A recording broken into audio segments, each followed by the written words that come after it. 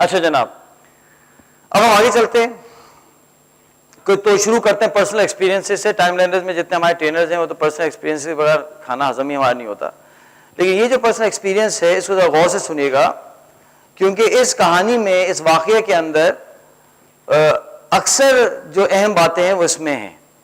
ٹھیک ہے نا؟ اچھا جناب، تو آئیے، کہانی شروع ہوتی ہے شکاگو سے. یو ایس میں ایک شہر ہے شکاگو. ٹھیک ہے؟ تو چند سال میں وہاں رہا ہے. اچھا جناب، تو شکاگو سے ساؤتھ میں ایک سبرب ہے، اس کا نام ہے پیلس ہلز. تو پیلس ہلز میں رہتا تھا، اور یہ بڑا خوبصورت سا چھوٹا سا ٹاؤن ہے، لیکس ہیں اس کے اندر اور بڑے خوبصورت سینری ہے. یہ اپارٹمنٹس ہے جہاں میں رہا کرتا تھا، سینک ٹری اپارٹمنٹس. ہمارے گھر سے تقریباً 4 سے 5 کلومیٹر کے فاصلے پر ایک مسجد تھی، اس کا نام تھا دا ماسک فاؤنڈیشن، جو 4-5 کلومیٹر کے فاصلے پہ تھی. جو میرا آفس تھا جہاں میں کام کرتا تھا وہ میرے گھر سے، اپارٹمنٹ سے تقریباً کوئی 1.5 کلومیٹر پہ تھا. تو 1.5 کلومیٹر پہ آفس آ گیا، مسجد 4-5 کلومیٹر پہ آ گئی، چھوٹا سا ٹاؤن ہے، ہر چیز وہی ملتی تھی، ہم تو بڑے خوش تھے. اچھا، میرا جو وہ تھا کیا کہتے ہیں اسکیجول بتاتا ہوں. یو ایس کے اندر جو جنرلی اسکیجول ہوتا ہے ٹائمنگز کا وہ ہوتا ہے 9 to 6. جنرل اسکیجول یہ ہوتا ہے. 9 بجے کا مقصد یہ ہوتا ہے کہ جو لوگ دور سے کمیوٹ کرتے ہیں وہ انہیں موقع مل جاتا ہے آنے کا. ٹھیک ہے؟ اور 6 بجے جو ہے وہ آف ہو جاتا ہے. تو ہمارے آفس بھی 9 to 6 چلتا تھا. جو سمرز ہیں شکاگو کے اندر اس میں کیا ہوتا ہے کہ فجر تھوڑی پہلے ہو جاتی ہے، جیسا ہمارے ناردرن ایریاز میں ہوتا ہے نا، ایبٹ آباد وغیرہ کے اندر فجر کافی جلدی ہوتی ہے. لیکن شکاگو میں عشاء تھوڑی سی اور تاخیر سے ہوتی ہے. تو یہ اسکیجول آپ دیکھیں شکاگو کا، جون کا ہے، تو آپ دیکھیں نا کہ فجر ہو رہی ہے 3:37 پہ، سورج نکالا ہے 5:15 بجے تقریباً، اور عشاء 10 بجے ہو رہی ہے. تو گرمیوں میں جو جماعت کے اوقات ہوتے تھے وہ جنرلی ہوتے تھے 4:30 بجے فجر ہوگی جماعت، اور جو ہے تقریباً کوئی 10:15 بجے عشاء کی جماعت ہوگی. ٹھیک ہے؟ میرا اسکیجول یہ تھا کہ میں ظہر، عصر، مغرب، عشاء مسجد میں پڑھا کرتا تھا کوشش کر کے، اور فجر میں پڑھتا تھا گھر پہ، کیوں بڑا جلدی اٹھنا ہوتا تھا فلاں، میں گھر پہ پڑھتا تھا. اور اس طرح سے ہماری زندگی گزر رہی تھی. فجر پڑھی اور پھر تھوڑا سا آرام کیا. اور اچھا، پھر میں ایک مولانا صاحب کی کیسٹ سن رہا تھا، ان کا نام کچھ لوگوں نے سنا بھی ہوگا، شیخ حمزہ یوسف ایک ہوتے ہیں یو ایس میں. کسی سنا ہے ان کا نام؟ سنا ہے کسی نے ہاتھ کر کے؟ ہاں. تو ان کی کیسٹ سن رہا تھا میں گاڑی میں. اس میں انہوں نے یہ کہا کہ حضور اکرم صلی اللہ علیہ وسلم کے زمانے میں جو لوگ فجر کی جماعت کے لیے مسجد میں نہیں آیا کرتے تھے ان کے بارے میں صحابہ کرام یہ گمان کرتے تھے کہ یہ منافق ہوں گے. جی بھائی، اچھا، اس کا مطلب یہ نہیں ہے کہ جو فجر کی نماز میں آج نہ جائے وہ منافق ہو گیا، یہ مطلب نہیں ہے. مطلب اس کا یہ ہے کیونکہ اس زمانے میں منافقین فجر کی نماز کے لیے مسجد میں نہیں آتے تھے، تو اگر آپ بھی نہیں آ رہے ہیں تو وہ کہیں شاید یہ منافق ہوگا، یہ اس کا مطلب ہے. ٹھیک ہے؟ ایسا ہو کوئی غلط مطلب لے کے آپ کو فتویٰ لگا دے لوگوں پہ. اس کی ایک ایگزامپل دیتا ہوں کہ جنرل ضیاء الحق صاحب کے بارے میں کہا جاتا تھا کہ یہ احمدی ہیں، مرزائی ہیں. یہ سنا ہے آپ لوگ کسی نے کہا جاتا تھا؟ تو میں نے اس میں تحقیق کی کہ کیوں بیچارے وہ کہہ دیتے. تو لوگ جو آرمی کے لوگ تھے انہوں نے مجھے بتایا کہ وہ اس لیے کہا کرتے تھے کہ آرمی کے اندر ایک زمانہ ایسا تھا کہ جس میں 5 وقت کی نماز صرف مرزائی لوگ پڑھتے تھے. اگر احمدی ہیں نا تو 5 وقت کی نماز ضرور پڑھیں گے. تو چونکہ جنرل صاحب جو ہے، جنرل ضیاء الحق صاحب جو ہے وہ شروع سے نماز کے پابند تھے، تو اس لیے آرمی کے لوگ سمجھتے تھے کہ یہ مرزائی ہیں. اللہ اکبر. یعنی اس کے پیچھے کہانی یہ ہے. تو خیر وہ نہیں تھے، احمدی نہیں تھے، مرزائی نہیں تھے، یہ تو بالکل واضح بات ہے. لیکن لوگ بیچارے اس طرح سے، ان لوگوں کا قصور بھی نہیں ہے، جو دیکھتے تھے اس حساب سے بول دیتے تھے. خیر، جب میں نے یہ سنی حدیث دیکھیں جب آپ نوجوان ہوتے ہیں تو ذرا ایموشنل ہوتے ہیں، ہے نا؟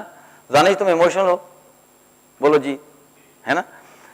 تو اب جب تمہارے بھی زندگی کے 10-15 سال گزریں گے تو تم بھی اپنے ابو کی طرح سے تو مطلب ٹھہراؤ آ جائے گا. پرنسپل صاحب جو ہے نا حضرت آپ کا ٹھہراؤ آ گیا نا، ایموشنل تو نہیں آپ، ہے نا؟ اچھا اس وقت ہم نوجوان تھے سمجھے نا، تو وہ مجھے بڑی لگ گئی حدیث، تو میں نے دل میں طے کیا کہ نہیں بھائی میں تو مسجد میں جاتا ہوں یار نماز پڑھو، ایسے یہ بہت ہی خطرناک کوئی بات ہے بھائی، میں تو مسجد چلا جاتا ہوں، کیا مسئلہ ہے؟ رسک لو ہی نا، مطلب آپ رسک کیوں لے؟ ہم نے مسجد جانا شروع کر دیا. اب آپ یہ سمجھیں کہ اگر مجھے 4:30 بجے کی جماعت پکڑنی ہے تو یہ بتائیے کہ مجھے کتنے بجے اٹھنا پڑے گا؟ 3:45 بجے، اس لیے کہ اٹھنا ہے، تیار ہونا ہے، پھر جانا ہے پارکنگ لاٹ میں، گاڑی نکالنی ہے، ڈرائیو کرنا ہے 4-5 کلومیٹر، پھر وہاں پہنچنا ہے، پارک کرنا ہے، مسجد میں جانا، 2000 سنت، اور پھر فرض تو تقریباً 3:45 بجے اٹھنا پڑے گا. تو میں نے کیا کیا، 3:45 بجے اٹھتا تھا، مسجد چلا گیا، نماز پڑھ کے واپس آیا، واپس آتے آتے تقریباً 4:45 بج جاتے تھے. اب آفس لگے گا 9 بجے، میں گھر پہنچ گیا ہوں 5 بجے، اور ہوں میں کراچی کا. اچھا، اور آفس بھی ہے وارث صاحب 1.5 کلومیٹر پر، یعنی 5 منٹ کی ڈرائیو ہے صرف. تو یہ بتائیے، سچی سچی بتائیے کہ 5 سے لے کر 8:30 بجے تک میں آپ کے خیال میں کیا کرتا ہوں گا؟ سوتے ہوں گے. بالکل صحیح، آپ لوگوں کا جواب درست ہے. کولر آپ کا ہوا درست جواب ہے، ہم سو جاتے تھے. اب مجھے نہیں پتا کہ آپ کے ساتھ کیا ہوتا ہے یا ہوتا رہا ہے. وہ جو وقت ہوتا تھا یعنی فجر کے بعد سے لے کے سونے کا، پتہ نہیں کیوں سب سے بہترین نیند اسی وقت آتی تھی. بستر اچھا اسی وقت لگتا تھا، اچھے اچھے خواب جتنے ہیں اسی وقت آتے ہیں. ایسا محسوس ہوتا ہے کوئی لوری دے کے سلا رہا ہے. اچھا میرا ایک مسئلہ یہ تھا کہ مجھے کبھی کبھی ایسا بھی ہوا ہے کہ میں فجر پڑھ کے آیا ہوں تو نیند نہیں آئی صحیح طرح سے، تو مجھے یہ غم رہتا تھا کہ ایسا نہ ہو کہ میں واپس آؤں تو نیند چلی جائے. تو میں کوشش کرتا تھا کہ کچھ نیند رہے نماز میں بھی. تو میں نماز بھی نا پوری آنکھ کھول کر نہیں پڑھتا تھا، بلکہ آدھی رکھتا تھا کہ تھوڑی سی نیند باقی رہے کہ یہ شہزادی چلی نہ جائے. تو نا مطلب خوش نہیں یوں کر کے نا، یوں کر کے نا ایسے، تو نماز بھی ہو رہی ہے اور نیند کی بھی ایک سرا ہم نے پکڑا ہوا ہے تاکہ وہ چلی نہ جائے. اللہ مجھے معاف کرے، تو اچھا نہیں لگتا بتاتے اپنی ساری خامیاں، لیکن اب حقیقت بتانی پڑے گی تبھی آپ کو سمجھ آئے گی بات. مجھے امید ہے کہ آپ ایسا نہیں کرتے ہوں گے، لیکن میں ایسا کرتا تھا. اور جب نیند آ گئی تو الحمدللہ، کیونکہ اس سے بڑی کمی اذیتیں ہیں کہ آپ لیٹے ہیں بستر کے اندر یہ سوچ کے کہ نیند آئے گی اور نیند نہ آئے، یہ تو بہت بڑی تکلیف ہوتی ہے. 1 گھنٹہ گزر گیا، نیند نہیں آ رہی، اس پریشانی مزید نہیں آ رہی. اچھا اور 2 گھنٹے گزر گئے، نیند نہیں آ رہی، آدمی بہت پریشان ہوتا ہے نا. تو یہ ہماری زندگی کا حساب کتاب تھا. چونکہ ہم کراچی سے ہیں تو کھانا تو عشاء کے بعد ہی کھانا فرض ہوتا ہے نا بھائی، تو ہم تو کھانا اس کے بعد ہی کھاتے تھے. اب 10:15 بجے جماعت ہوگی تو 10:30 پونے 11 بجے کھانا کھائیں گے اور جناب وہ 11 ساڑھے 11 12 بجے تک سو جائیں گے. یہ اسکیجول میرا چل رہا تھا اور یہ چلتا رہا. اب اللہ کا فضل ہونا تھا مجھ پر بھی اور آپ سب پہ بھی، کیونکہ یہ واقعہ نہ ہوتا تو یہ سیشن ہی نہ ہوتا. ہوا یہ کہ میرے ایک دوست تھے، وہ تھا لیبنیز، اس کا نام تھا محمد شہادے، لیبنیز. تو ایک دفعہ میں فجر پڑھ کے نکل رہا تھا، یہ آئے محمد شہادے صاحب، مجھے کہتے ہیں السلام علیکم. وعلیکم السلام. How are you? فائن. کہتا ہے کہ اخی ویئر آر یو گوئنگ، آپ کہاں جا رہے ہیں؟ تو میں نے کہا گھر. تو کہتا ہے آپ گھر پہ کیا کریں گے؟ اچھا میں سمجھ گیا چھیڑ ہے، گھر پہ کیا کریں گے، پال پھیر کیا کریں گے. تو میں گھر پہ کیا کروں گا، سوؤں گا. تو کہتا ہے کیا کہا اس نے، بولیں کریں، کیونکہ آپ نے بھی تو پڑھانا ہے نا کسی ایک کو، تو پریکٹس تو شروع کریں. پھر پڑھانا نہیں ہے قاضی صاحب، تو پریکٹس کریں نا. تو کیا کہا اس نے، پھر سے کریں. میں کیوں؟ تو کہتا ہے کہ haven't you heard the hadith of the Prophet صلی اللہ علیہ وسلم، کہ آپ نے حضور صلی اللہ علیہ وسلم کی حدیث نہیں سنی؟ میں کون سی والی؟ تو کہتا ہے بورک لامتی فی بکورہا، میری امت کی برکت سویرے میں ہے. بھئی ہم نے تو نہیں سنی تھی. تو میں نے اسے کہا کہ یہ حدیث ہے. کہتا ہے ہاں. ہے پکی بات؟ ہاں صحیح حدیث ہے. تو ہم ٹائم لینڈرز میں لوگوں سے کہتے ہیں کہ جیب میں ہمیشہ ایک نوٹ بک ہونی چاہیے اور پین ہونا چاہیے, ہے نا. ٹائم لینڈرز والے جو ہماری فیملی میں جو لوگ ہیں, ہاں بھائی اریب نافع الدین صدیقی صاحب آپ کی جی کی بک کہاں ہے, یہ دکھائیں نا ہاتھ کھڑا کر کے. تم سمجھدار ہو کہ ہمارے سیشن سے بغیر نہیں آنا چاہیے نا, کہ چھاپا پڑ سکتا ہے. ہاں بھی خواتین آپ کے پرس میں ہے, بیگم صاحب آپ کے پرس میں ہے جی کے بک, دکھائیں. اچھا ہے بس صحیح سے میں آپ پہ اعتماد کرتا ہوں, آپ کے پاس بھی ہے, دیکھیں جی کے بک. تو ہم کہتے ہیں نوٹ بک ہونی چاہیے, تو میں نے اسے پکڑا دی, میں لکھو. چونکہ عرب تھا اس نے فوراً حدیث عربی میں لکھی اور میں نے لکھ لی, بوری کا لی امتی فی بکوریہا, یہ حدیث ہے. اب میں گاڑی میں گیا چلتے ہوئے صبح. دیکھیں ہم سب کی زندگی میں کوئی ایسا وقت آتا ہے کہ جب ہم بہت مصروف ہو جاتے ہیں. ڈاکٹرز کے لیے ریزیڈنسی کا ٹائم ہوتا ہے, مصروفیت کا, نیند نہیں ہو رہی, فلاں. ڈاکٹر صاحب تھا نا آپ کے لیے, آپ کی جو ہے وہ والد صاحب جنگی مشقیں ہوتی ہیں, مصروف ہو جاتا ہے ٹائم. جب آپ کو پتا چلا تھا کہ انڈین فورسز آ گئی ہیں بارڈرز پہ, تو کیسا ٹائم گزارا تھا آپ کا؟ ٹینٹوں میں گزارا تھا سر, وہ بھی مارشز میں مصروفیت تھی. خواتین کے ساتھ بھی ہوتا ہے کبھی, ایک ساتھ ٹرپلیٹس ہو گئے یا 3 بچے کے ساتھ ہو گئے, مصروف ہو جاتے ہیں. 3 تو چھوڑ دیں, 2 پہ مصروف ہو جاتے ہیں. جو لوگ جن کے ٹوئنز ہوتے ہیں مجھے بتاتے ہیں کہ اتنا مشقت کا کام ہوتا ہے, اس لیے کہ ایک ہوتا ہے دوسرا ہونا شروع کر دیتا ہے. ایک ایک کام میں انفیکشن ہوگی دوسرے میں ہو جائے گی, وہ بچے کیچ کر رہے ہیں ایک دوسرے سے انفیکشنز. تو بہت مشقت والا ٹائم ہوتا ہے, مطلب تو ہر انسان کے اوپر کوئی نہ کوئی ٹائم ایسا آ بھی جاتا ہے. یہ جو وقت اوقات تھے میرے, یہ زمانہ تھا میرا بہت زیادہ ٹائم کے حوالے سے مشقت کا زمانہ تھا, کیونکہ میں نے جناب وہ انٹرنیشنل ریلیف انجینئرنگ کو خیر آباد کہہ دیا تھا, انٹرنیشنل ریلیف کا کام شروع کر دیا تھا. شکاگو میں جس ادارے کے ساتھ میں کام کرتا تھا, بینیولنس فاؤنڈیشن, اس کا جو ہے وہ ان کا کام کیا تھا کہ جو جنگ کے علاقے ہیں وہاں ریلیف کا کام کرنا, ہسپتال بنانا ہے, آرفنیج بنانا ہے, فلانا کرنا ہے. اور اللہ کی شان یہ کہ یہ وہ زمانہ تھا 96 کا زمانہ تھا کہ 96 کہ ملٹیپل جنگیں چل رہی تھیں, جیسے آج بھی چل رہی ہیں نا. اس زمانے میں جو ہے چچنیا میں جنگ چل رہی ہے, بوسنیا کی جنگ ختم ہوئی تھی, کوسوو کا مسئلہ شروع ہو چکا تھا, تاجکستان کے اندر جنگ چل رہی تھی. اب یہ جو ہماری فاؤنڈیشن تھی ان سب جگہ کام کرنے کی کوشش کر رہی تھی, اور جناب وہ کبھی یہاں بھاگ رہے ہیں کبھی وہاں بھاگ رہے ہیں, سفر ہو رہا ہے, یہ ہو رہا ہے, فنڈ ریزنگ ہو رہی ہے, تو بہت زیادہ بزی ٹائم تھا. اچھا جناب ہم تو اللہ معاف کے چلو تھے, اب وہ ٹائم ہم سے مینیج نہیں ہو رہا, اب میں کوشش کر رہا ہوں ٹائم کو بچانے کی, نیند نہیں ہو رہی, فلان نہیں ہو رہا, پریشانی. اور میرا سفر بہت زیادہ رہا, کوئی 31 کنٹریز کی میں نے خاک چھانی ہے, اور امریکہ میں جو لوگ رہتے ہیں, یو ایس کے اندر 50 اسٹیٹس ہیں نا, تو 47 اسٹیٹس کی مجھے خاک چھانی پڑی ہے.